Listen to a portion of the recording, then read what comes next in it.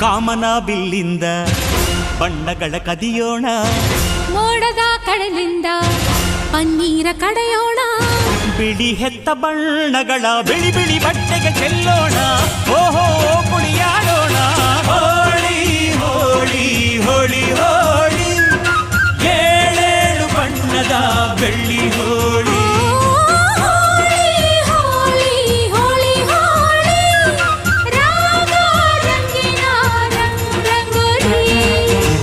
ಅರಿಶಿನ ಕುಂಕುಮವ ಒಂದು ಕ್ಷಣ ಬೆರೆಸೋಣ, ಹಸಿರಿನ ಜೊತೆಯಲ್ಲಿ ಒಂದು ಕ್ಷಣ ಇರಿಸೋಣ.